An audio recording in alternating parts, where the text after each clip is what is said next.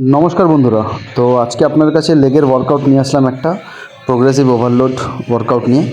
এই leg extension workout দিয়ে চালু করেছি। এটা মেরেছি 4 সেট, 12 থেকে 15টা রেপিটেশন।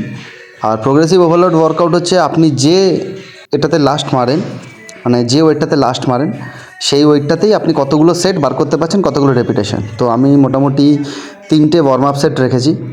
তারপরে আমি 100 কেজি লাগিয়েছিলাম 3টে ওয়ার্ম আপ সেট রাখার পরে।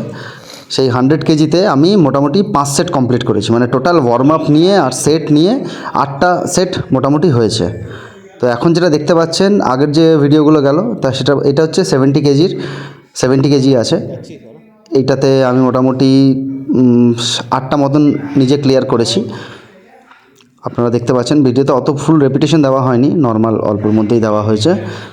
তারপরে যে সেটটা মেরেছি সেটা আমি 100 কেজি করেছি।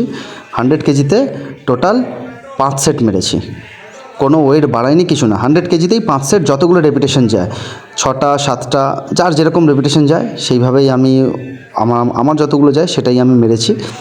তো এটাই হচ্ছে প্রোগ্রেসিভ ওভারলোডের একটা পার্ট বলা যায়, বা যে যেরকমভাবে জিনিসটাকে করতে পারে। প্রোগ্রেসিভ অনেক রকমেরই আছে। তো আমার লেগের ওই দিন ওয়ার্কআউট ছিল আরেকটা আছে ল্যান্ডমাইন সুমো স্কোয়াট। এটা 3 সেট মেরেছি, ওয়েট বাড়িয়ে মেরেছি। 1 মিনিট या 1.5 মিনিট করে রেস্ট নিতে পারেন। আর লাস্ট ওয়ার্কআউট করেছি সিঙ্গেল লেগ স্টিফ লেগ ডেডলিফট।